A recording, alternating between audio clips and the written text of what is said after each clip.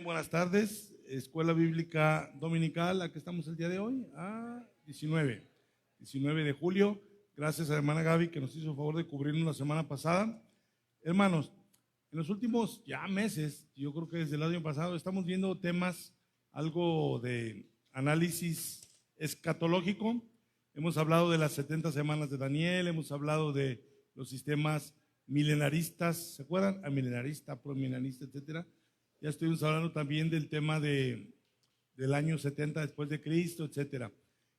Aún así, y con todo gusto lo hacemos, sé que puede ser que aún haya reservas del tema del arrebatamiento o del rapto que se le enseña a las iglesias en los últimos, pues ¿qué será? 200 años. Esto empezó en 1830. No sé si alguien tenga una, lo voy a plantear, si alguien tenga una duda, aunque no sea de ustedes, o que alguien diga, hermano, es que yo batallo para explicárselo a alguien más, o a lo mejor me han hecho preguntas, o me han debatido la idea sobre el rapto o no rapto. Empecemos con alguna pregunta en general que alguien tenga sobre este tema, que lo hayan tratado de platicar con alguien. Porque en realidad para eso lo enseñamos, ¿eh? Bien, empiezo yo de a poquito. Sí, adelante, Edith, gracias. ¿Que sea del rapto o no? A ver, tú dime. Es que es una pregunta acerca de, que alguien me preguntó, de si no es el rapto, entonces, ¿qué estamos esperando o cuándo va a venir el Señor? Y qué acontecimientos también, o sea, toda esa duda. Ok, está bien. Estamos esperando la segunda venida del Señor, porque la enseñanza del rapto habla de que el rapto es 7 años antes de la segunda venida del Señor. Sí, has oído eso, ¿verdad? Desde el momento que alguien dice que el rapto es 7 años antes, ya ahí traemos un gran problema, porque Cristo cuando habló de su venida dijo que ni Él sabía cuándo sería. Entonces los que creen en el rapto sí saben, 7 años después del rapto, pues, no, de entrada hay un problema ahí. O sea, la forma en la que te hicieron la pregunta es interesante, porque las personas tienen la idea del rapto como la base de su cristianismo. ¿Cuál es la base de su cristianismo? Yo no me quiero quedar a la gran tribulación, yo me quiero ir con el Señor, yo me quiero ir cuando el Señor se vaya con su iglesia. Entonces, si de pronto alguien como un servidor o ustedes mismos dicen, ¿sabes qué? Pues es que no va a existir ese rapto, a tu pregunta les estás quitando todo. ¿Por qué? Porque, por ejemplo, los predicadores hablan mucho de el Señor puede venir en cualquier momento y si viene hoy, a lo mejor no te vas. Entonces el tema es me voy o no me voy. Entonces eso se vuelve la base de su cristianismo. Yo no me quiero quedar, yo no me quiero quedar en la gran tribulación, porque en la gran tribulación se va a manifestar el anticristo, porque me van a andar persiguiendo para mocharme la cabeza, y obviamente es un, llamémosle así, un motivante para creer en el rapto, de que ya, vámonos, yo no me quiero quedar aquí. Entonces, la idea de quedarme aquí no solamente es, no fui de los del Señor elegidos, no me llevó, sino que a qué me voy a quedar aquí. Entonces, si la iglesia empieza diciendo, no hay un rapto antes de la gran tribulación, lo primero que piensa la gente es, y en YouTube hay cantidad de videos que dicen, la iglesia va a pasar por la gran tribulación. Entonces la creencia en el rapto, para ellos lo peor que le puede pasar a la iglesia es pasar la gran tribulación, ignorando que a lo largo de toda la historia, si algo ha sufrido la iglesia ha sido tribulación tras tribulación tras tribulación. Es decir, la tribulación o el sufrimiento no debería ser para la iglesia algo a evitar, sino algo que existe y que hay que llevarlo. Mira, pones Hechos 4:22 para que veamos cómo pensaban los hermanos de hace 2000 años, muy diferente a los hermanos de esta época que esperan un rapto. 14:22. 14:22. A ver, tú mira, Edith, léelo por favor. Confirmando los ánimos de los discípulos, exhortándoles a que permaneciesen en la fe y diciéndoles, es necesario que a través de muchas tribulaciones entremos en el reino de Dios. A ver, ¿qué tiene que ver ese texto con lo que les acabo de decir? Que sí vamos a pasar tribulación. A lo largo de toda la historia, todos los hermanos de todas las épocas, y en esta misma época, aunque no salen las noticias principales, hay hermanos en diferentes países que ya podrían estar pasando su gran tribulación, ahorita en este momento, ¿sí? Vean, por ejemplo, bueno, ¿alguna otra opinión acerca de la Edith? ¿Qué opinan de este texto, de esta expectativa de la tribulación?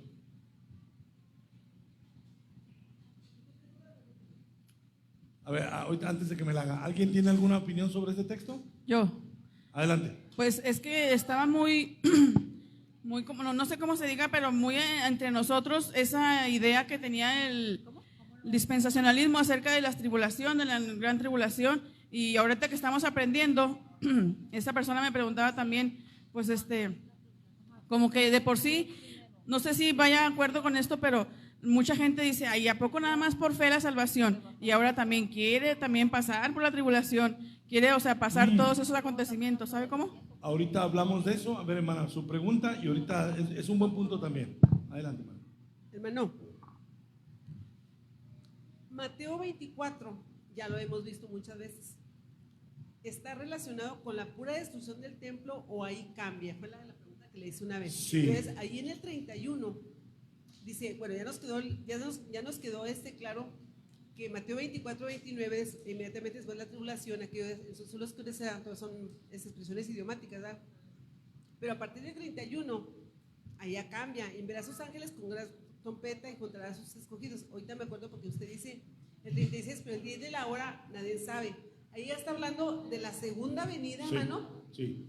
De hecho, Está fraccionada. Mire, esa pregunta la empecé a ver hace como un mes y me di cuenta que tenía que regresarme otra vez a explicarles lo primero, pero la respuesta es sí, porque Jesús antes, cuando habla de la destrucción del templo, da señales muy explícitas que ya revisamos. Pero en lo que usted está leyendo después del 31, después del cielo y la tierra pasarán, mis palabras no pasarán, ahí empieza el Señor a hablar en otros términos de distancia en el tiempo, de que si el siervo negligente se descuidara, etcétera, ahí ya está hablando de la segunda venida del Señor. Ok, entonces el 36 dice, pero el día y la hora nadie sabe, pero no de la destrucción del templo, no. ¿Verdad? Ya es de la... Ya es de la segunda venida, porque la destrucción del templo dijo, no pasará esta generación. Ahí lo dijo bien claro. Ok. Así bueno, es, perfecto. Ahora, gracias a usted. De lo que decía la hermana Edith, es bien interesante su pregunta, ¿eh? El rapto, ya les platiqué cuál es su origen, no es bíblico, de dónde viene lo del rapto. El origen del rapto en realidad es jesuita, es católico.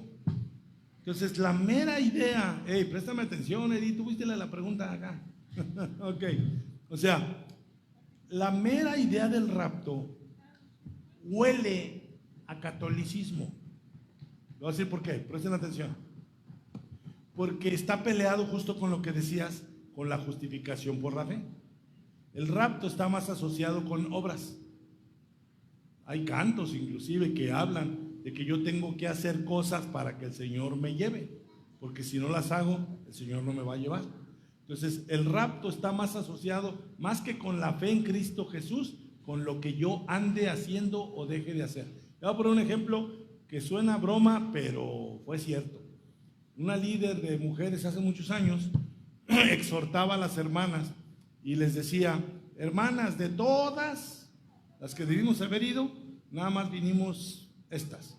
Si el Señor hubiera venido en ese momento, nosotros somos las que nos vamos y ustedes no. Esa es la filosofía del rapto. Yo me voy a ir o me voy a quedar, depende de lo que ande o deje de estar haciendo. Entonces, la obra salvífica de Cristo no entra en el tema del rapto porque no puede entrar. ¿Por qué? ¿Por qué? Vamos por partes. Vamos por partes. El rapto en la Biblia se habla de la palabra arrebatamiento. Vamos a partir de ahí. Hay una palabra en la Biblia que es arrebatamiento, que está en 1 Tesalonicenses 4:16. Veámoslo. 1 Tesalonicenses 4:16. Dice, porque el Señor mismo con voz de mando, con voz de arcángel y con trompeta de Dios, descenderá del cielo. Y los muertos en Cristo resucitarán primero. Ahí está hablando de su resurrección. Perdón, está hablando de la resurrección de los muertos. Ya no sé a quién voltear a ver porque ni me ponen atención. Ok, ¿estamos? Bien. Dice ahí, el Señor mismo con voz de mando, con voz de arcángel y con trompeta de Dios descenderá del cielo y los muertos en Cristo resucitarán primero. Pablo, ¿de qué evento está hablando ahí? No está hablando del rapto. Vámonos al 14 para ver de qué está hablando. ¿Quién lee el 14? Porque si creemos que Jesús murió y resucitó, así también traerá Dios con Jesús a los que durmieron en él. Los que durmieron en él son los muertos en Cristo. Regrésate un texto antes, 13. ¿Ok? Tampoco queremos, hermanos, que ignoréis acerca de los que duermen, para que no os entristezcáis como los otros que no tienen esperanza. Estoy analizando este texto porque ese es el texto que más utilizan las iglesias dispensacionalistas para enseñar que aquí está hablando de un rapto antes de la gran tribulación. Pues vamos a ver. ¿Cuál es el tema ahí? Ahí empieza. ¿Cuál es el tema? ¿De qué va a hablar Pablo? Pero véanlo conforme al texto, en base al texto. Y ahí está hablando de la resurrección. Está hablando de la resurrección, exactamente, porque dice, no queremos que ignoréis acerca de los que duermen. ¿Quiénes son ahí los que duermen? Los muertos. Los muertos en Cristo, correcto. Y luego dice, para que no os entristezcáis como los otros. ¿Quiénes son los otros? Los que no creyeron en Cristo. Los otros muertos que no fueron muertos en Cristo. Porque esos no tienen esperanza. Entonces, de lo que va a hablar Pablo va a ser estrictamente de la resurrección de los muertos en Cristo. ¿Sí? O sea, presten atención, también cuando ves un texto es de qué no va a hablar. Ahí dice, acerca de los que duermen, para que no os entristezcáis como los otros que no tienen esperanza. Está haciendo una distinción de muertos. Muertos en Cristo y muertos que no tienen esperanza. En el siguiente versículo vamos a ver que solo va a hablar de los muertos en Cristo. Eso no significa que no vaya a haber una resurrección de injustos, pero Pablo ahí, el alcance, llamémoslo así, de su enseñanza va a ser los muertos en Cristo. ¿Sale? ¿Estamos bien? Siguiente. ¿Quién lo lee? Porque si creemos que Jesús murió y resucitó, así también traerá Dios con Jesús a los que durmieron en él. Si recuerdan, en la predicación yo hablaba de que yo, pecador, recibo la bendición de la muerte de Cristo, de la circuncisión de Cristo y de la resurrección de Cristo. Yo recibo una bendición por su resurrección. Ahí la estamos viendo. Si creemos que Jesús murió y resucitó, así también traerá Dios con Jesús. ¿Qué significa traerá Dios con Jesús a los que durmieron en él? ¿Van a resucitar también? Exacto, porque dice, así también. No usa nuevamente la palabra morir y resucitar. Dice, así como Cristo murió y resucitó, así también traerá Dios con Jesús a los que durmieron en él. Pablo está diciendo que es una obra de Dios en Cristo Jesús. Es lo que está diciendo, Dios con Jesús. Con Jesús es la resurrección. Es lo que él le dijo a la hermana de Lázaro. ¿Se acuerdan? Yo soy la resurrección y la vida. Bien, seguimos. ¿Quién lo lee? Por lo cual os decimos esto en palabra del Señor, que nosotros que vivimos, que habremos quedado hasta la venida del Señor, no precederemos a los que durmieron.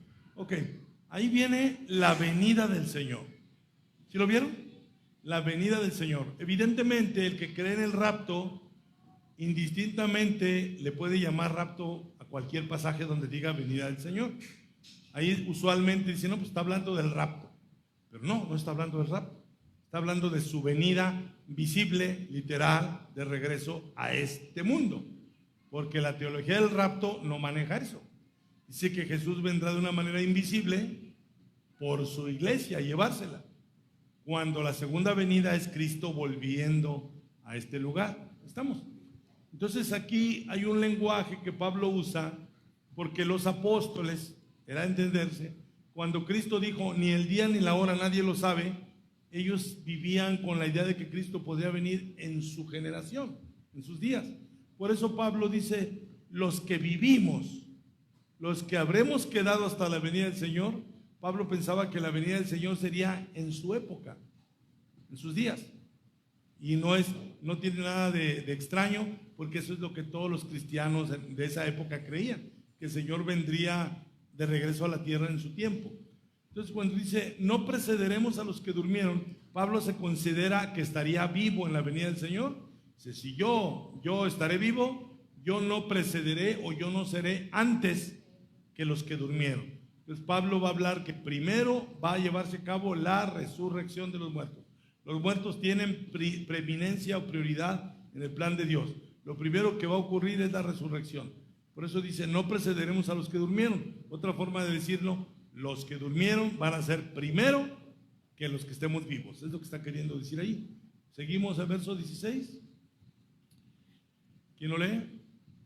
Porque el Señor mismo, con voz de mando, con voz de arcángel y con trompeta de Dios, descenderá del cielo, y los muertos en Cristo resucitarán primero. Si tan solo prestáramos atención a cada elemento de ese texto, nos daríamos cuenta que el rapto antes de la gran tribulación no está ahí. O sea, lo que voy a esto, yo le dijera a alguien, ¿dónde aparece en la Biblia el rapto? De seguro me van a dar ese texto. Ahorita que lo leamos, vamos a ver que no hay manera de que ahí esté el rapto. Me tendrás que dar, dame otro texto. ¿Sí me explico? Dame otro texto porque ahí no está. Sí, hermana. Entonces, ya entendiendo bien, así como tenemos un Dios advertidor, ¿verdad? El Señor da señales y todo lo que va a suceder. Entonces, Mateo 24, Lucas 21 y Marcos 13 nos da las señales de la destrucción del templo. Correcto. Entonces, ahora también el Señor, el apóstol Pablo, por medio del Espíritu Santo, está dando señales de la segunda venida, Sí. que es lo que va a pasar. Sí. Qué bueno que haga ese comentario. Guárdemelo porque al ratito voy a hacer otro comentario de lo que se dice del rapto. Ahorita lo veo. Miren, ahí dice, cuando dice el Señor mismo, fíjense bien, voz de mando, voz de arcángel, trompeta de Dios. Así describe Pablo que será la segunda venida, ¿verdad? Voz de mando, voz de arcángel, trompeta de Dios. ¿Cómo le hago si los del rapto dicen que va a ser un rapto secreto, que nadie se va a dar cuenta? El texto no respalda esa idea. El texto no respalda la idea de un rapto secreto. Sí, dale. Ya, eso ya lo hablé con un compañero de ahí del trabajo que es cristiano. Y él, para escudarse con ese texto, me dijo que eso de que voz de mando con voz de arcángel y con trompeta de Dios, que era nada más para los espirituales, que era algo espiritual. No más para él. Nosotros tristes mundanos tendremos que escucharlo audiblemente. Okay. Mira, en general, no solo por eso, en general, cuando interpretamos un texto, tenemos que entrarle como es. Que sea el texto el que me hable a mí. Si yo digo eso solo para los espirituales, ¿de dónde lo saqué? Pues es un argumento, dime de dónde lo sacaste. ¿Dónde en la escritura me dice que solo los espirituales van a entender eso? Ajá, o sea, pueden haber miles de argumentos. Bueno, dame, como dice un escritor, Gary DeMar, muéstrame tu trabajo. Me hace muy adecuado, como dice, muéstrame tu trabajo, muéstrame dónde has leído para la ligera decirme eso. ¿Sí me explico? Dime la fuente. O sea, muéstrame, sí, Chuy. Sí, hermano, si nos ayuda para ver cómo podemos entender la parte donde que habla de la resurrección de los muertos en Cristo, sabiendo que ellos murieron físicamente, pero actualmente están con el Señor. Entonces, ¿qué es lo que se lleva a cabo la resurrección? No, para comprender. Exacto. En la muerte hay una separación del alma y del cuerpo, ¿verdad? El cuerpo queda inerte, el cuerpo queda sin vida. Y cuando decimos lo que se va con el Señor es el alma. El alma era verdaderamente la persona. Nosotros cuando nos vemos, pues vemos el cuerpo de los unos de los otros. Pero un día el cuerpo va a estar ahí en un cajón y nos vamos a dar cuenta que esto era el envoltorio, que en realidad era el alma el que le daba carácter a esta persona. Entonces, cuando dice, regrésate al 15, cuando dice 14, perdóname, 14. Así también traerá Dios con Jesús a los que durmieron en él. Es decir, que esa separación se reunirá porque el Señor volverá a unir el alma con el cuerpo y va a resucitar el cuerpo. El cuerpo volverá a la vida cuando se haya juntado nuevamente con el alma, porque el alma no desaparece. O sea, el individuo sigue siendo el mismo. O sea, si ustedes tienen un hermano en Cristo, mi hermana Socorrito, me acordé, mi hermana Socorrito está con el Señor y es ella. No me la cambiaron por otra personalidad, es ella, su alma. Y es cada uno de nosotros, el individuo que somos los que vamos a estar por una eternidad con el Señor. Sí. Oye, bueno, ahorita me estoy acordando de un comentario que hace un médico en el hospital. Los que investigan, ya ve cómo investigan. Y dice que llegaron a la conclusión, cuando este paciente murió de muerte natural, o sea, ya ve que cuando llegan al hospital los pesan. Cuando murió, se acordó de esa investigación y lo pesaron ya así fallecido, ya pesaba menos. Decía que porque era el alma, ¿verdad? El alma pesa como 20 gramos.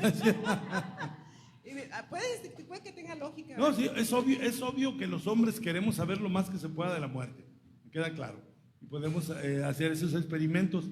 El hecho es que sí, o sea, la palabra de Dios habla aquí de que el poder de Dios unirá nuevamente a las almas que están con Cristo, descansando, gozando, alabándolo, con el cuerpo que dejaron aquí en la tierra.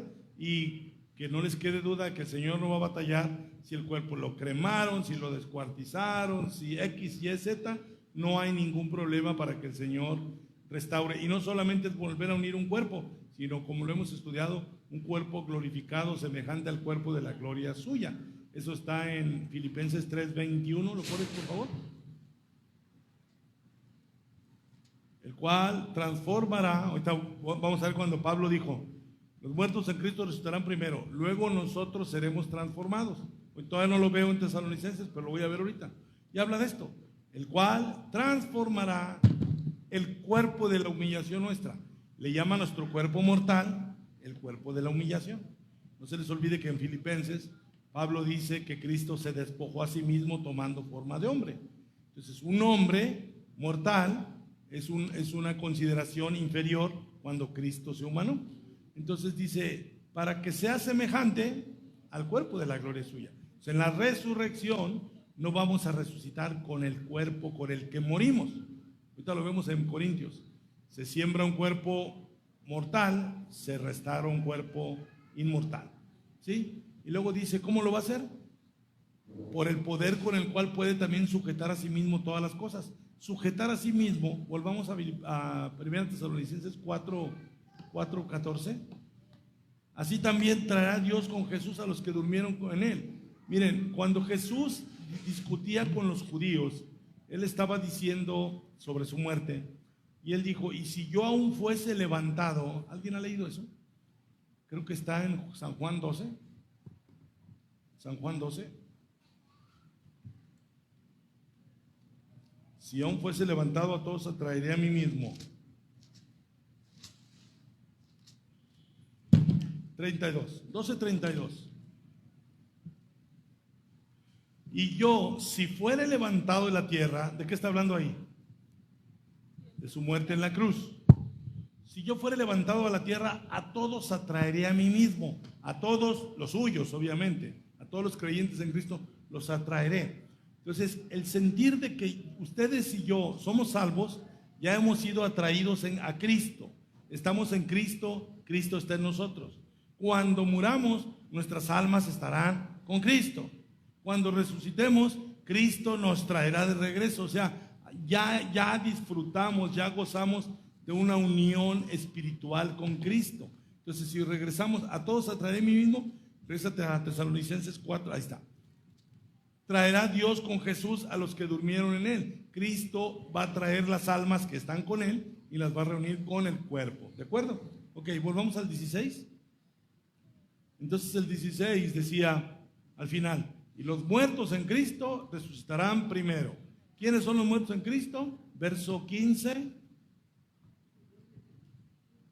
dice, no precederemos a los que durmieron. ¿Quiénes son los que durmieron? Los muertos en Cristo. ¿Sí? Verso 13.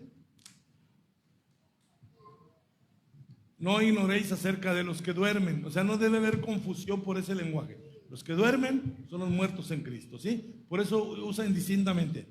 No ignoréis acerca de los que duermen. Vámonos al verso 15. No precederemos a los que durmieron. Verso 16. Los muertos en Cristo. De los que duermen, los que durmieron son los muertos en Cristo. Y Pablo dijo, no precederemos los que estemos vivos a los que durmieron. Por eso dice al final, los muertos en Cristo resucitarán primero. Entonces ya vimos dos cosas, 2 de 3. La primera, que no hay silencio en la venida del Señor, con voz de mando, con voz de arcángel y con trompeta de Dios, a diferencia del rapto. Después, descenderá del cielo, haciéndole honor al lenguaje, a la gramática, que significa descenderá del cielo. Que va a bajar. ¿Del cielo a dónde? Tierra. A la tierra. Pero la teoría del rapto es que dice que va a venir en las nubes y se los va a llevar a todos. Entonces hay que entender que basta con analizar el texto y nos damos cuenta que esa postura de un rapto donde Cristo vendrá en silencio por su iglesia, al menos este texto que estamos analizando no respalda esa idea. Ni vendrá en secreto, ni vendrá a llevarse a su iglesia, sino Él desciende del cielo y los muertos en Cristo resucitan. Los cadáveres recuperan la vida, son cuerpos, inmortales pero cuerpos.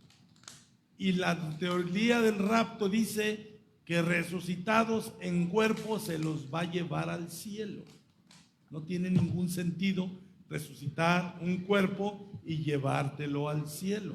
El cuerpo resucita para morar en esta tierra, que por cierto Romanos 8 y otros pasajes habla de que también será restaurada. Ahorita podemos llegar ahí. Pero lo que quiero que vean es que cuando tú le preguntas al texto, a ver, Señor, dime en ese texto, ¿realmente estás hablando ahí de un rapto secreto antes de una tribulación de 7 años? No hay nada de eso en el texto. O sea, no está ahí, no se menciona ni la tribulación, mucho menos el anticristo, ni el nuevo templo, nada. Simplemente está hablando de la resurrección. Pablo está consolando a los hermanos. Volvámonos al 13. A ver, ¿qué le preocupa a Pablo? ¿Qué está tratando de enseñar Pablo ahí?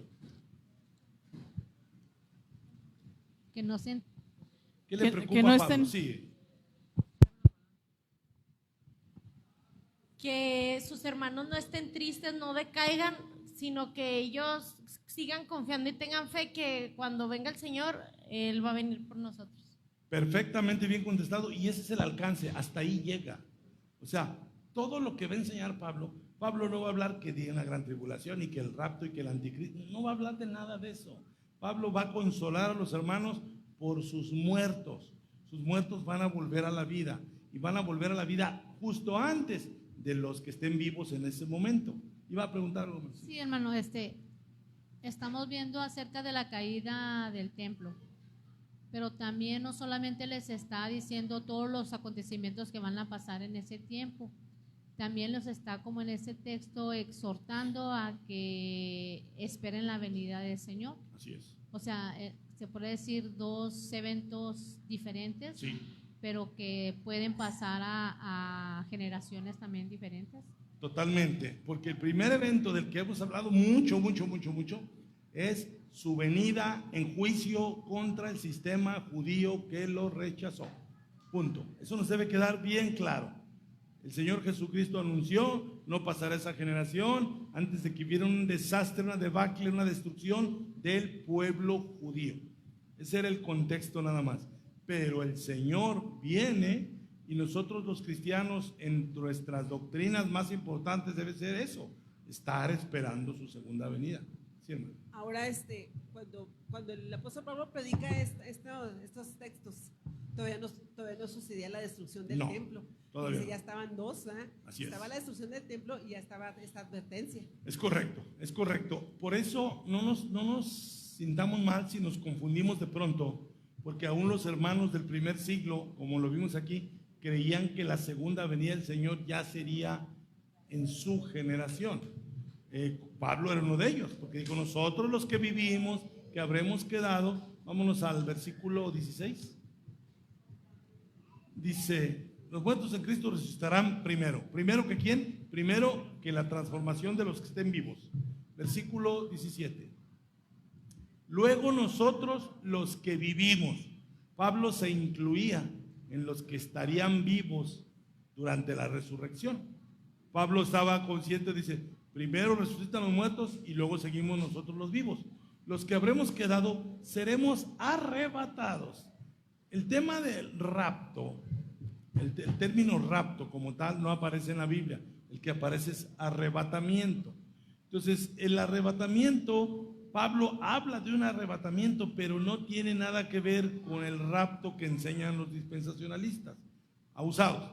¿Qué dice el texto? Por favor, así como tú dijiste, Ale, vámonos al texto. O sea, no, es que esto es para eso. ¿De dónde lo sacaste? Dime la fuente. Los que hayamos quedado seremos arrebatados juntamente con ellos. ¿Quiénes son ellos? Los muertos en Cristo que acabarán de resucitar justo antes, arrebatados juntamente con ellos en las nubes. Los dispensacionalistas pasan por alto lo que sigue. Nada más dice que el Señor va a llegar hasta las nubes. Muchos hasta dicen muy ceremoniosos, el Señor no tocará tierra. Pero si el texto dice descenderá del cielo, no, pero no va a tocar tierra. ¿Por qué? Pues porque yo digo, y mi pastor sabe más que usted, y ese tipo de cosas. No, dice que descenderá del cielo. Seremos arrebatados juntamente con ellos en las nubes para recibir. El término recibir, ¿cómo lo debo entender? Al que viene hacia donde estoy yo. Yo saldré a recibirlo. Es una réplica de la entrada triunfal en Jerusalén. El pueblo de Jerusalén sale a recibir al Señor, sale de la ciudad a recibirlo, lo aclama y regresan juntos a Jerusalén. Eso era ese era el significado. Entonces, nosotros seremos arrebatados juntamente con ellos en las nubes para recibir al Señor que descenderá del cielo. Y así estaremos siempre con el Señor. Fíjense bien, yo decía hace rato que el Señor dijo en Juan 8, 12, Juan 12, y si yo fuere levantado, a todos atraeré a mí mismo, a las almas a Él mismo. Pero aquí ya habla de estaremos siempre con el Señor ya en cuerpo inmortal semejante al de la gloria suya. ¿Sí? Nada más le quería comentar que sí, eso aplica cuando el Señor ascendió, que los ángeles le decían a los discípulos, así como lo vieron, así va a volver. Así como lo vieron ascender, así como lo vieron perderse en las nubes, así vendrá con las nubes. Así es. Entonces, como pueden ver, el texto no me menciona arrebatado al cielo. Pero dice las nubes, sí, pero dice las nubes, no dice el cielo. A recibirlo en las nubes, así como le recordó Elí, porque el Señor viene con las nubes y bajaremos con él. Entonces, ahí no habla ni del anticristo. O sea, el tema del dispensacionalismo nos han formado una estructura como si fuera una novela que no está en la Biblia. O sea, voy a recordar lo que les he dicho. Para el dispensacionalismo, el pueblo de Dios es Israel. Para el dispensacionalismo, la iglesia es un paréntesis. También, con el paso del tiempo admitieron, bueno, sí, también es un pueblo, porque no crean que lo aceptaron desde un principio. Dicen al principio, dicen, el pueblo es Israel, la iglesia es un paréntesis. Ya dispensacionalistas más moderados dicen, bueno, también es un pueblo, pero es un pueblo. ¿Entendieron? O sea, porque el pueblo es Israel. Porque la iglesia es un pueblo, pero con promesas celestiales. Dios se los va a llevar ahí al cielo. Pero Israel va a ser un pueblo terrenal con toda la supremacía terrenal. Sí, adelante. Una preguntota Sí. duda. Cuando dice que descenderá en las nubes para recibir. No descenderá en las nubes, descenderá del cielo. Y los muertos en Cristo lo recibirán en las nubes. Sí. Pero ahí dice en las aire. Mi pregunta es, ¿tocará tierra, se quedará en la tierra o regresará otra vuelta al cielo? Sí, es justa su pregunta. La respuesta está en el lenguaje. Volvamos al 15. Por ejemplo, primero habla de la venida del Señor, nos quede claro. Ahí todavía no da detalles, pero habla venida del Señor. Pero luego venida del Señor, verso 16. Ahí dice, descenderá del cielo. El lenguaje descenderá es de donde Él está a donde nosotros estamos. Sin embargo, al descender, dice, los muertos en Cristo están primero, verso 17. Luego nosotros los que hemos quedado seremos arrebatados juntamente con los muertos en Cristo. Los muertos en Cristo se levantan con la tumba, los vivos son transformados y unos y otros son arrebatados para recibir al Señor en el aire y así estaremos siempre con el Señor. Cuando dice y así, eso ha despertado dudas en muchas personas. Muchas personas piensan que así significa la ubicación o la posición, como que así en las nubes, pero así en realidad es, y de esa manera estaremos siempre con el Señor. O sea, más que estar hablando de la posición, está hablando que en base a lo que les he dicho, después de esto, así estaremos siempre con el Señor. Pero el tema ahí está en que salimos a recibir. Recibir es al que viene descendiendo. Salimos a recibirlo y descendemos juntamente con Él. El tema, la duda, Sobeida, y no es únicamente de usted. Todos crecimos con eso hasta que nos pusimos a leer con detenimiento. La duda está no en lo que dice el texto, sino en lo que se dice alrededor. O sea, hay declaraciones del dispensacionalismo muy fuertes, más fuertes que este texto. Ellos dicen, la iglesia no pasará la gran tribulación. Y eso a cualquiera como que carnalmente le agrada. ¿Sí les agradaría la idea de no sufrir? O sea, la iglesia no pasará la gran tribulación. Entonces lo dicen de una manera tan categórica que están diciendo que hay gente que sí pasará una gran tribulación, los que no es la iglesia. Luego dicen, la iglesia será sacada del planeta para que no pase la gran tribulación. Cuando a mí me enseñan que la iglesia no pasará la gran tribulación porque será rescatada, yo ya batallaré para entender este texto. Ya traigo en mi cabeza una idea. Ya traigo en la cabeza la idea de fuga. ¿Sí me explico? Me han estado diciendo que me van a sacar del planeta, que me van a librar de la gran tribulación, que no voy a pasar la gran tribulación, que cuando yo veo este texto, después de tantas declaraciones, ya me cuesta trabajo entender lo que realmente dice el texto. Ahí te voy, Edith, adelante. Porque ellos los que piensan en el rapto, dicen que en el cielo va a haber fiesta, que la mesa del cordero y todo eso, pero ellos ese versículo ellos lo están malinterpretando, porque si no dijera que Cristo nos viene a recibir a nosotros en las nubes, porque dice que se va a regresar, pero porque ellos alegan, porque yo le he alegado que no, que va a tocar tierra, y dice no, nos va a venir. Entonces ahí estarían mal leído el texto. Según lo que ellos interpretan, tendría que decir que Cristo nos va a recibir en las nubes y porque se va a regresar. Entonces, ahí, ¿cómo van a decir ese texto? Sí, aguanta un poquito, sí, porque esto es importante. Miren, cuando alguien, sin leer la Biblia, te repite algo y te lo repite, se te queda. Y al rato que tú quieres estudiar el texto, tiene más fuerza lo que te metieron. Entonces, por ejemplo, ¿cuántos pastores predican?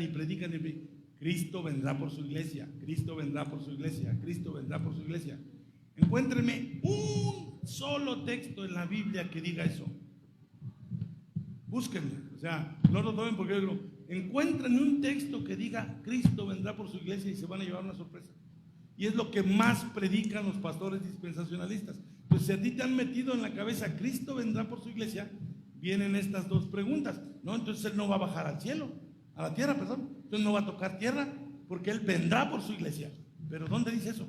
Pues vendrá. ¿Pero dónde en la Biblia viene eso? Es que sus pastores se los han predicado como un mantra, duro y dale. Ya después la interpretación del texto queda contaminada por esa idea que no está en el texto.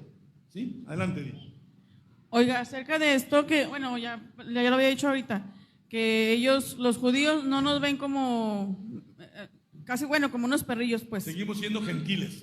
Sí, entonces, acerca de lo que ellos creen que ellos van a heredar la tierra, pues se quedan todavía con el reinado antiguo, que a lo mejor ellos piensan que va a ser este reinado permanente, pero le comentaba la otra vez que como que nos quieren poner como unos títeres para ellos, para que nos estemos guiando a lo que supuestamente el rapto y todo eso, pero en realidad, pues la iglesia son judíos gentiles, pero ellos por separarnos a nosotros, porque somos gentiles, pues han hecho un reburujadero y a nosotros mismos nos han reburujado. Mira, voy a rescatar algo de lo que tú dijiste.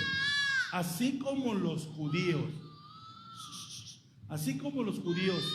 siempre nos han tenido por debajo, el dispensacionalismo mantiene esa línea de pensamiento. Para el dispensacionalismo, ellos son el pueblo y nosotros somos nada. Entonces, por ejemplo, cuando dicen abusadillos, el dispensacionalismo dice, o sea, cada que digo el dispensacionalismo, entiéndanme, como dijo George Bush, lean mis labios. Cada vez que yo diga el dispensacionalismo dice, es porque la Biblia no lo dice. ¿Me estoy explicando? Cada vez que yo diga el dispensacionalismo dice, es porque la Biblia no lo dice. El dispensacionalismo dice que la iglesia es un paréntesis. La Biblia no lo dice. El dispensacionalismo dice que la iglesia es un pueblo espiritual, mientras que Israel es un pueblo terrenal. La Biblia no lo dice. El dispensacionalismo dice que esos dos pueblos nunca van a coexistir juntos. Que ahorita la iglesia es el paréntesis y el pueblo de Israel está un poquito relegado, pero y ahorita venimos con lo que nos repiten. La iglesia, para el dispensacionalista, tiene que ser raptada, aunque la Biblia no lo diga. Tiene que ser raptada porque si no su sistema no cuadra. ¿Me entendieron? Porque ellos dicen que son dos pueblos que nunca van a coexistir juntos. Entonces, para que se cumpla lo que ellos dicen, se va a la iglesia y se separa de Israel, para que Israel sea el que domine el mundo como pueblo de Dios. Entonces, el rapto no viene en la Biblia, pero es la premisa fundamental del dispensacionalismo para que su sistema cuadre. O sea, para ellos y los pastores y los teólogos, si les puedo dar nombres, han dicho, la iglesia tiene que ser raptada. Casi lo diga o no lo diga la Biblia. Que no lo dice, tiene que ser raptada, porque si no el dispensacionalismo ya no tiene forma. Porque el dispensacionalismo siempre establecerá que Dios tiene dos pueblos que nunca estarán juntos. Entonces la iglesia tiene que ser raptada para que no estén juntos. Pastor, es lo que yo ahorita me preguntaba. Yo decía, entonces, ¿ellos de dónde sacaron la palabra rapto? Como para creer o hacerle creer a la gente sobre ese rapto. Sí, en el versículo que tienen ahí enfrente, seremos arrebatados, pero aunque la palabra arrebatado, algunos dispensacionalistas que usaron rapto, dicen, bueno, vamos a ser bíblicos, la iglesia será arrebatada. Aunque usen la misma palabra, su sentido no tiene nada que ver con lo que dice el texto, porque ellos seguirán diciendo, la iglesia será arrebatada para ser separada del pueblo de Israel, dejar de ser un paréntesis, irse al cielo, y que Israel acá domine la tierra como pueblo de Dios.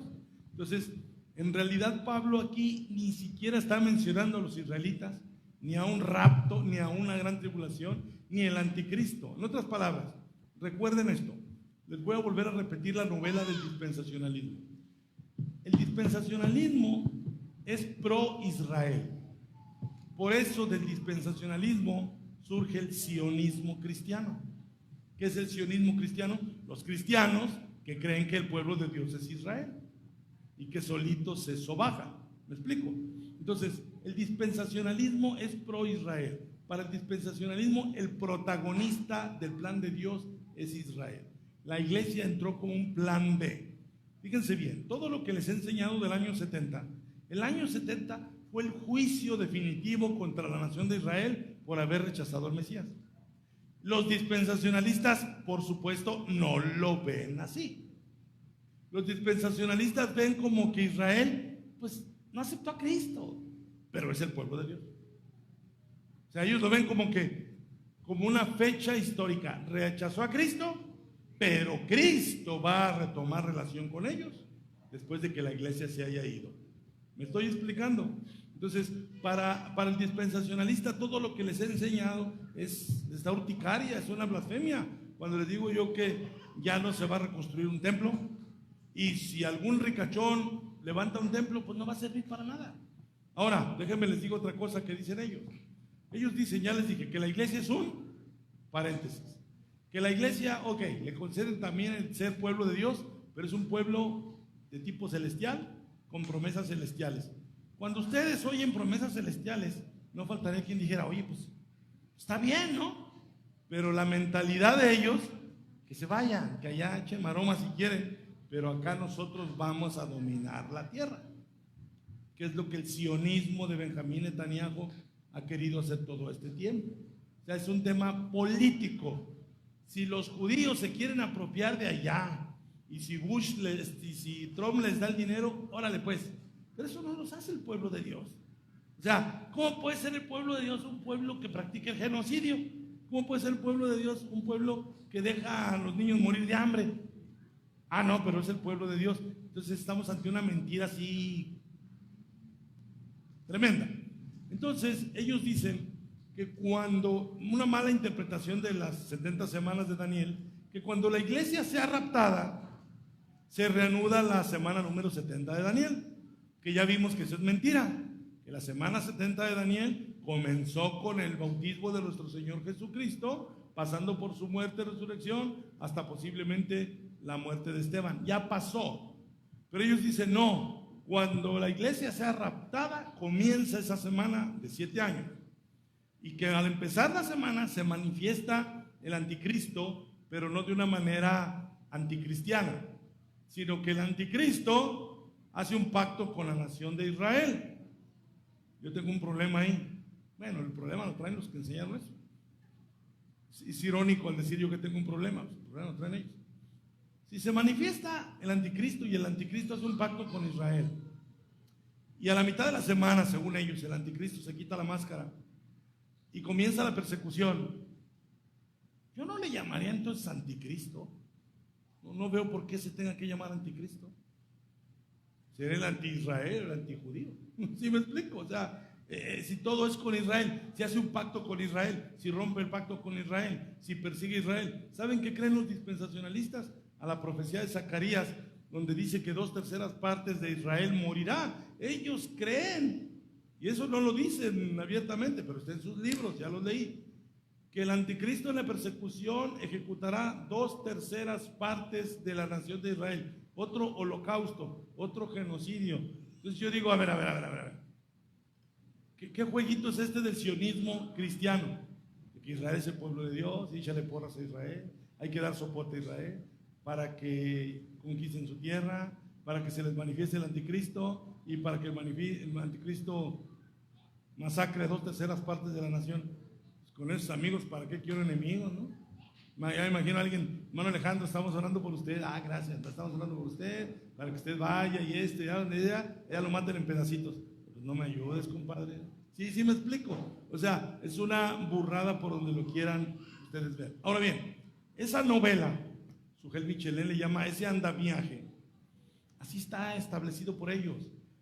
Los que van a los seminarios dispensacionalistas salen sabiéndose ese esquema, pero al revés y al derecho. Pero cuando tú le dices, respáldamelo con la Biblia, le dan más vueltas que el Bibebús y no dan pie con bola, porque el dispensacionalismo no está basado en la Biblia. Todos son componendas. Termino diciendo esto. Por eso el rapto. Sin rapto no hay dispensacionalismo. Sin rapto no hay dispensacionalismo, porque para ellos la iglesia tiene que salir del planeta Tierra. Para que su sistema, ¿sí me entienden cuando les, gracias hermano, ¿sí me entienden cuando les digo para que su sistema cuadre? Su sistema de que la iglesia e Israel nunca podrán estar juntos. Entonces, ¿qué plan de Dios es que Dios tenga dos pueblos que nunca van a estar juntos y aún en las promesas eternas cada quien va a estar en su barrio?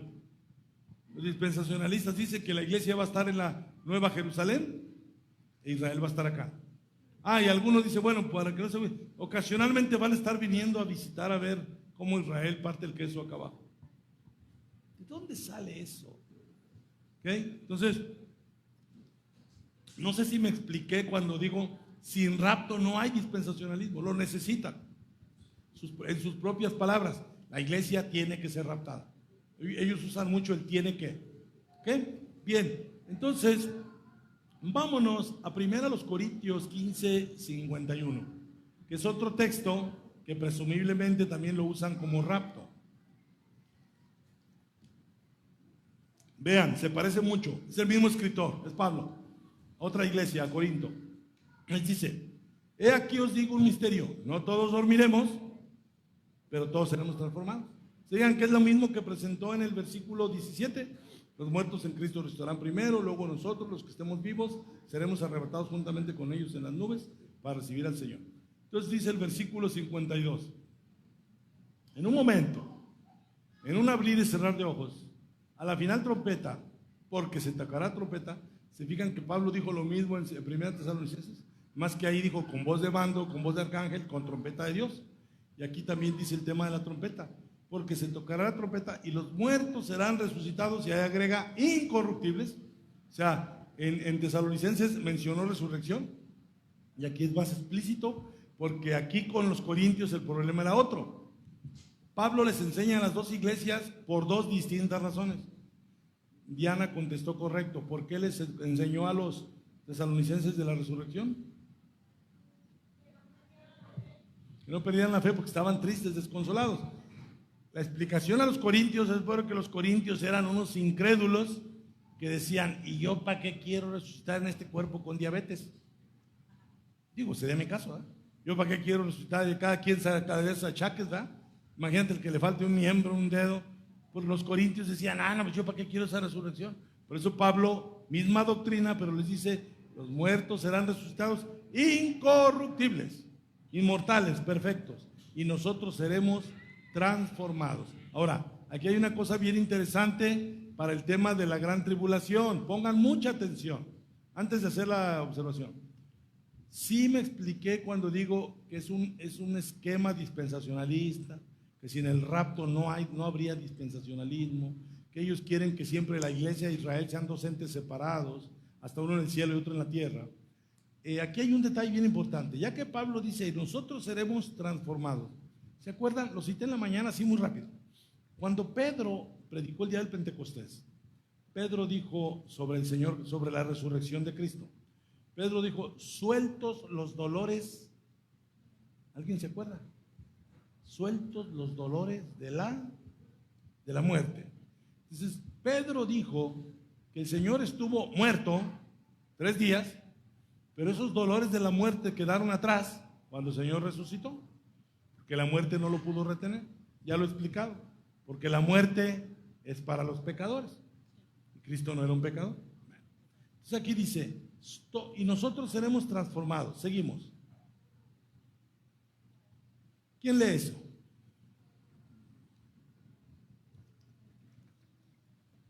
Porque es necesario que esto corruptible se vista de incorrupción y esto mortal se vista de inmortalidad. Este detalle no se lo dio a los tesalonicenses porque ellos nada más necesitaban saber que iba a haber una resurrección.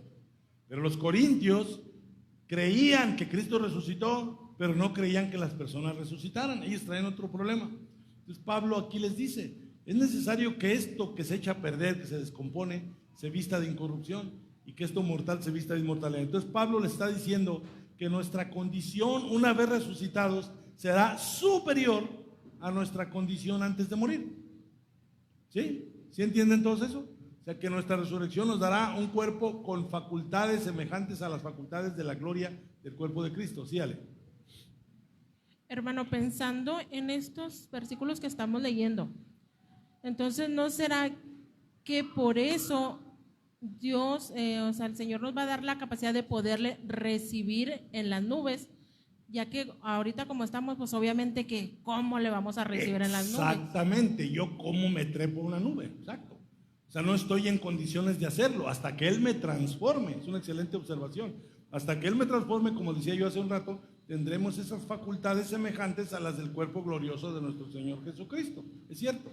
Hermano, Sí. tal vez los dispensacionalistas o los sionistas se están basando mal, porque en Hebreos 8 dice, porque reprendiéndolos dice, he aquí vienen días, dice el Señor, que estableceré con la casa de Israel y la casa de Judá un nuevo pacto. Entonces, por eso ellos están separando la iglesia con Israel. En realidad sí. Pero lo que dice Sigue abajo, usted leyendo. Exactamente. Sigue usted leyendo y ahí está hablando de judíos y gentiles, o sea, es para todos. O sea, esa es la profecía de Jeremías. Sí. Como Jeremías dijo, haré pacto con la casa de Israel y de Judá, dice, el pacto nomás es con Israel y Y con a eso Judá. le llaman ellos restauración. Ujú. Así es, así es. Entonces, volvamos al 54. ¿Qué dice el 54? ¿Quién lo lee? Ese es bien importante. ¿Quién lo lee? Y cuando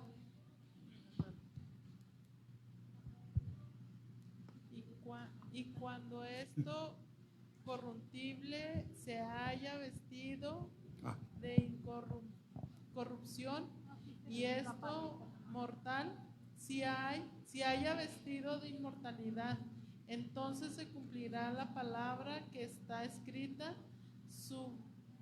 subirá en la muerte en victoria. Ok. Ale hacía un comentario, Ale. En la condición en la que estamos no podríamos ser arrebatados. ¿Verdad? ¿Estamos todos de acuerdo? En mi condición mortal yo no podría ser arrebatado.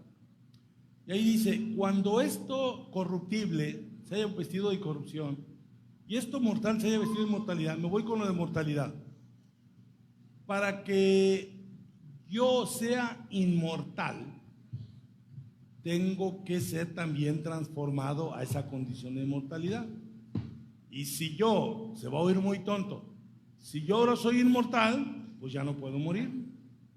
Soy yo tonto, pero lo dije intencionalmente. Si yo voy a ser inmortal es porque nunca voy a morir. Y si nunca voy a morir es porque alguien ya no tendrá poder sobre mí. ¿Quién es? La muerte. ¿Sale? Entonces dice, cuando esto corruptible se haya vestido de incorrupción y esto mortal se haya vestido de inmortalidad, fíjese, entonces, hasta entonces, se cumplirá la palabra que está escrita. Sorbida es la muerte en victoria. Así como si agarrara un popote, se acabó la muerte. Se cumplirá una profecía que ya no va a haber muerte. Pregunta, ¿cuándo se va a cumplir esa profecía? Contéstenme conforme al texto. Micrófono. ¿Cuándo se va a cumplir esa palabra escrita? cuando lo corruptible se haya vestido de incorrupción. Y lo mortal de inmortalidad. ¿Cuándo va a suceder eso? ¿Estamos transformados? En la venida del Señor, cuando seremos transformados, abusados. Si los dispensacionalistas creen que eso sucederá en el rapto, tenemos doble problema. Si ellos creen que esto y lo de Primera Tesalonicenses será en el rapto, están diciendo entonces que se cumplirá esa palabra en el rapto.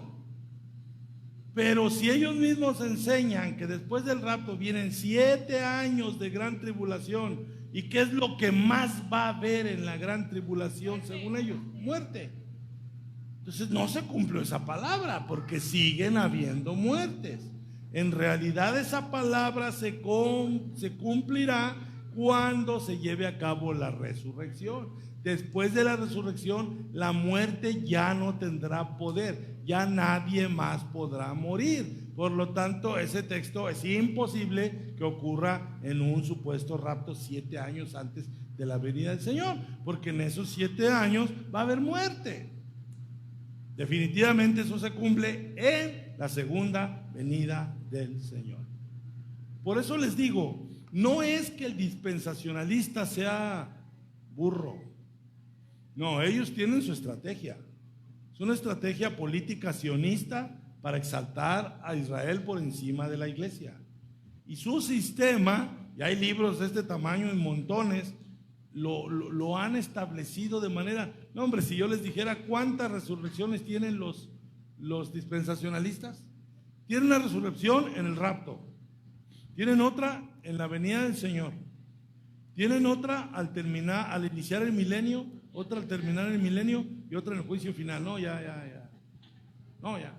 Mi cabeza ya no da para tanto. Disculpen la ironía. No, es una tontería, pero ese es el hecho. Ahora, volviendo a la pregunta que hacía Sobeida hace un rato, volvamos a 1 Tesalonicenses 4:17. Si dice ahí, vamos a ver, seremos arrebatados.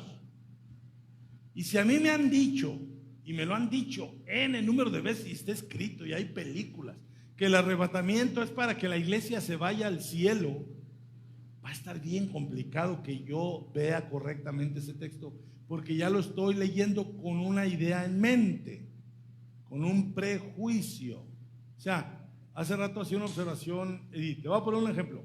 ¿Cuántos de ustedes crecieron como yo bajo la amenaza de que te va a llevar el diablo? Por ejemplo, ¿no? Y te va a llevar el diablo, y algunos ya con más sofisticaciones y te van a jalar las patas y no sé qué tanta cosa.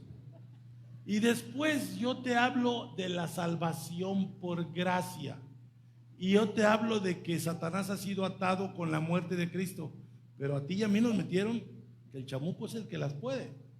Te va a costar trabajo la enseñanza aunque esté en la Biblia. ¿Sí me estoy explicando? Yo por más que diga, la Biblia dice, y cuando llegué a la apostólica me topé eso.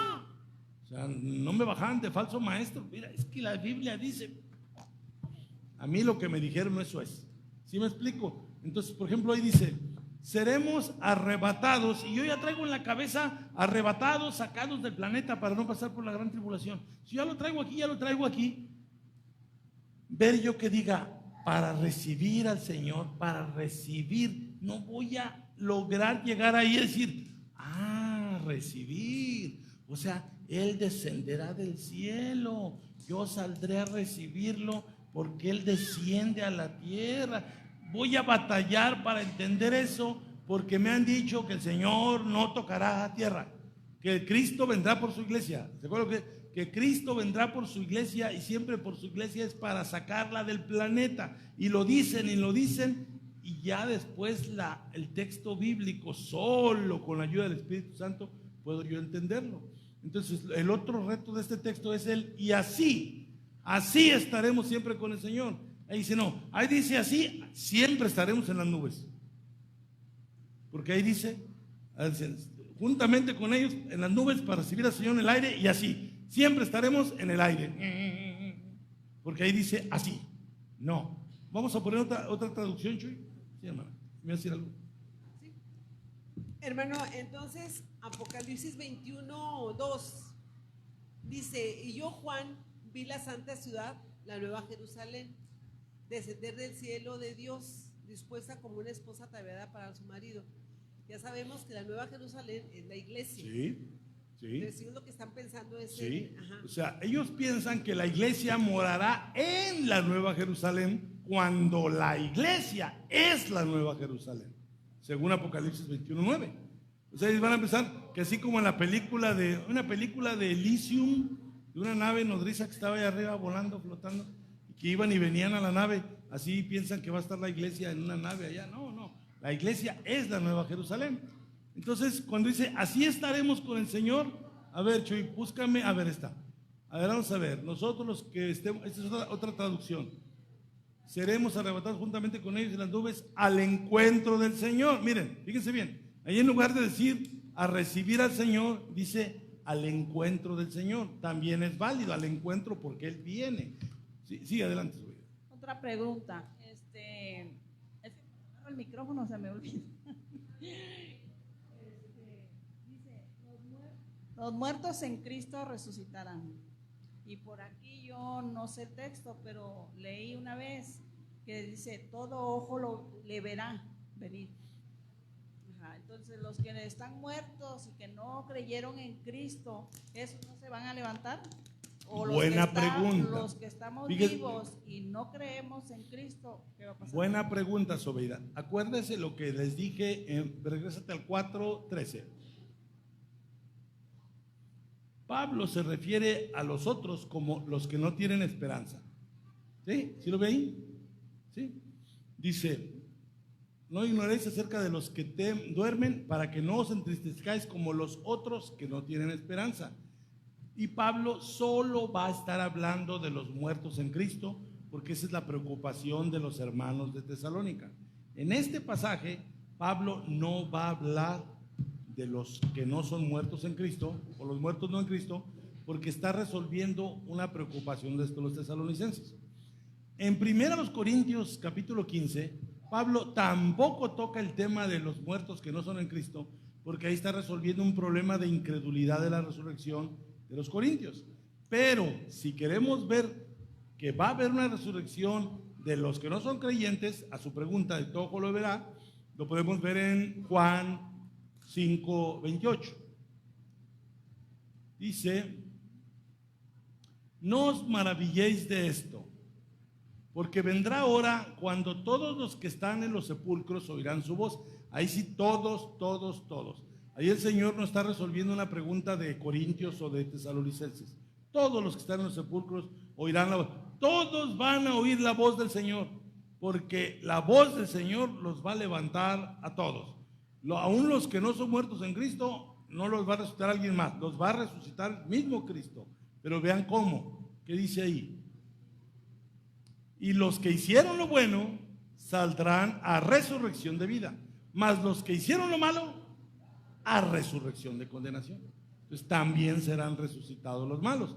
Hay otro pasaje más explícito que está en Hechos 24, cuando Pablo se está defendiendo ante Félix. 24:15. Véanlo.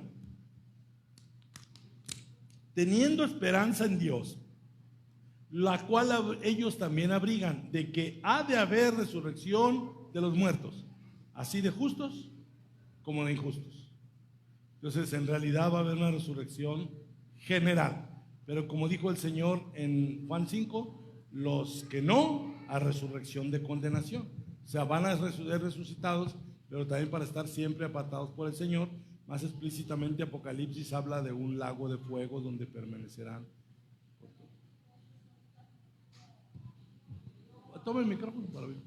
Yo acabo de pasar por la pérdida de mis familiares, Sí. ¿verdad? Y yo creo que los dos recibieron a Cristo, ¿verdad? Pero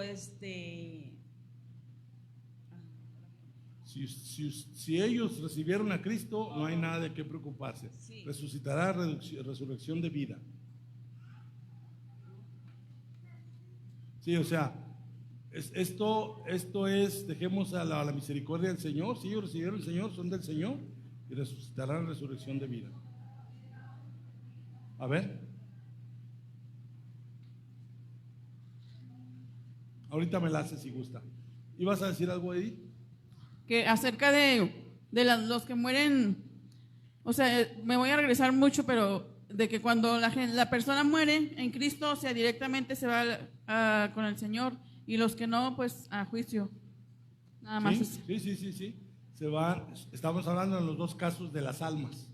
El cuerpo se quedó aquí en la tierra y las almas de unos se van al cielo con el Señor y los demás están al infierno. Sí. mire, por ejemplo, que fallecieron, ahorita ya fueron a juicio con Cristo, o sea, ya los mandó uno para acá y otro para allá. Sí. Y de ahí, cuando resucite, de ahí Otra vez. los va a sacar de allá. Sí, porque todos tenemos que enfrentar el juicio final. Y el juicio final lo enfrentaremos resucitados. A lo que Apocalipsis le llama el gran juicio del trono blanco, es un juicio donde comparecen ante él todos los resucitados. Eso lo pueden encontrar en Apocalipsis 20. Otra vez, ¿cómo no lo escuchan? Que pues ellos se Sí, escogieron, sus ¿verdad? almas, sí. ¿Y el espíritu? El espíritu regresó al Señor, porque el espíritu le pertenece al Señor. Las almas, la persona, el individuo, el alma del que murió en Cristo está con Cristo. Y el que murió sin Cristo no está con Cristo. Y cuando resuciten, va a ser el juicio ya para que quede debidamente asentado, que están donde deben estar porque el Señor así lo determinó en su justo juicio. ¿Sí? Ok, muy bien. Sí. O sea que cuando, ahorita, con la pregunta de Sobeida, cuando resucitemos, que sea el juicio, ¿el Señor ya tomará en el cuerpo para aventarlo al infierno? ¿O? Sí. Vamos a verlo. Para que sepamos dónde está y lo puedan ustedes encontrar. Vayan a Apocalipsis 20.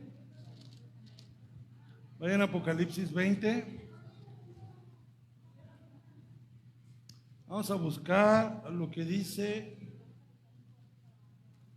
el versículo 11. Ahí está, Vi, atención, ya esto es lo último, porque ya es un poquito tarde. Vi un gran trono blanco y al que estaba sentado en él, de delante del cual huyeron la tierra y el cielo, y ningún lugar se encontró para ellos. Ok, vamos al punto, seguimos. Y vi a los muertos, fíjense bien, vi a los muertos grandes y pequeños. Ahí no está hablando de viejitos y de niños, está hablando de su jerarquía que tuvieron en la tierra.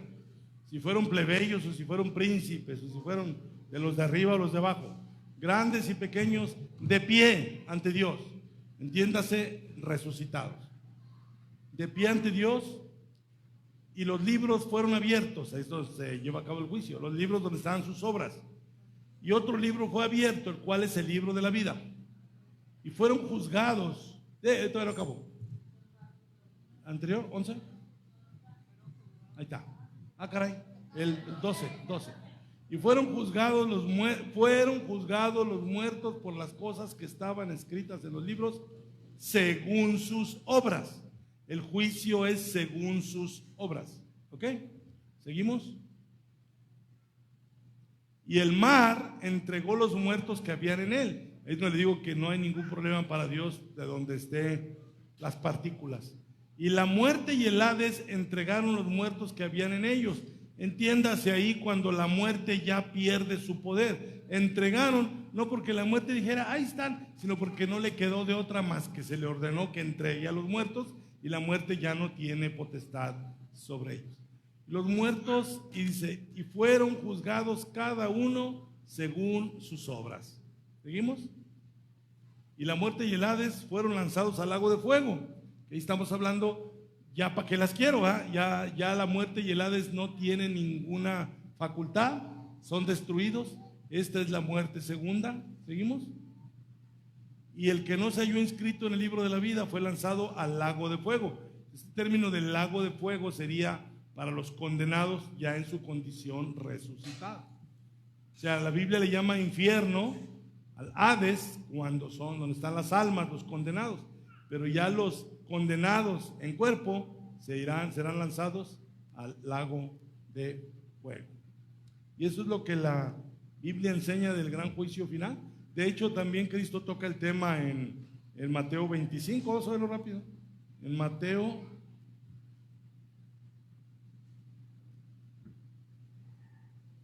donde está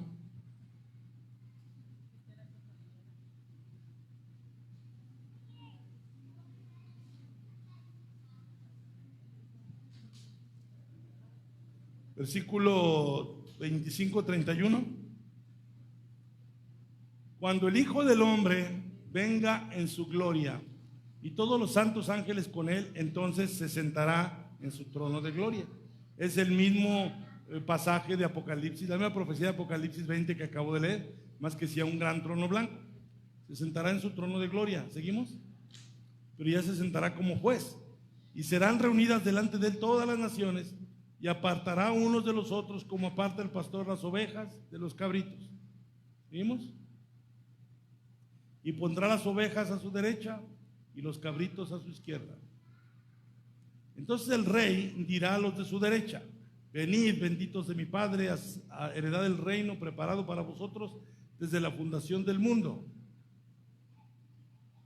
Porque tuve hambre y me diste de comer, tuve sed y me diste de beber, fui forastero y me escogiste, me recogiste. ¿Se acuerdan que dijo que fueron juzgados según sus obras? Y ahí el Señor muestra esas obras. Ahorita hablo un poquito de eso. ¿Seguimos? Estuve desnudo y me cubriste, enfermo y me visitasteis, en la cárcel y vinisteis a mí. Entonces los justos le responderán: Señor, ¿cuándo te vimos hambriento y te sustentamos, o sediento y te dimos de beber? ¿Cuándo te vimos forastero y te recogimos, o desnudo y te cubrimos? ¿O cuándo te vimos enfermo en la cárcel y vinimos a ti? Respondiendo el rey les dirá: de cierto os digo que en cuanto lo hiciste a uno de estos mis hermanos más pequeños, a mí lo hiciste. Estamos en el juicio, ¿sí? Entonces dirá también a los de la izquierda: apartados de mí, malditos, al fuego eterno preparado para el diablo y sus ángeles. Sería el lago de fuego. Porque tuve hambre y no me diste de comer, tuve sed y no me diste de beber, fui forastero y no me recogiste, estuve desnudo y no me cubriste, enfermo y en la cárcel y no me visitasteis. Entonces también ellos le responderán: Señor, ¿cuándo te vimos hambriento, sediento, forastero, desnudo, enfermo en la cárcel y no te servimos? Entonces él responderá diciendo: de cierto os digo que en cuanto no lo hiciste a uno de estos más pequeños, tampoco a mí lo hiciste. E irán estos al castigo eterno y los justos a la vida eterna. Estamos hablando del mismo juicio final. ¿Okay? Seguramente esto les despertará más preguntas. Tarea: traigan más preguntas, así como hoy Sobeida trajo algunas. ¿Sí? ¿De acuerdo? Muy bien, hermana Gaby, pues le dejo lugar y gracias a todos. Sí, todavía hay muchas incógnitas, todavía hay muchas dudas que resolver, porque el dispensacionalismo, quieras o no, nos metió un miedo para poder preguntar, para poder evangelizar y para poder tener una seguridad que tenemos en el Señor, pero eso lo vamos a ir quitando conforme vamos avanzando en el consejo de la palabra. Oremos. Gracias, Señor, te damos porque nos permites nuevamente, Señor, estar tocando estos temas que son importantes, Señor. Ayúdanos, bendice a mis hermanos, Señor, a los que estamos aquí presentes, los que nos ven a través de las redes sociales, que podamos investigar, indagar, Señor, que nos quitemos ideas erróneas de conceptos, Señor, que no tienen nada que ver contigo, Señor. Ayúdanos, por favor, y bendice nuestras vidas, Señor, que sea una alegría de poder servirte, Señor, de poder manifestar a aquellos que están equivocados, como un día también nosotros lo estuvimos, Señor, porque no es fácil zafarse de estas ideas, Señor. Solamente el poder de tu palabra podrá ayudarnos a quitar todos los conceptos que tenemos, Señor Jesús. Ayúdanos, por favor, bendícenos, llévanos con bien hasta nuestros hogares, bendice a mis hermanos que no pudieron estar, Señor, cuídalos de cualquier situación que están enfrentando, Señor. Te damos gracias por la escuela bíblica dominical, gracias porque trajiste con bendición a nuestro hermano Alejandro, a mi hermana Berta y a sus hijos, Señor. Bendícelos y ayúdalos, Señor, que sigamos adelante creciendo juntos en el consejo de la palabra. Gracias te damos en el nombre de Cristo Jesús. Amén. Dios les bendiga.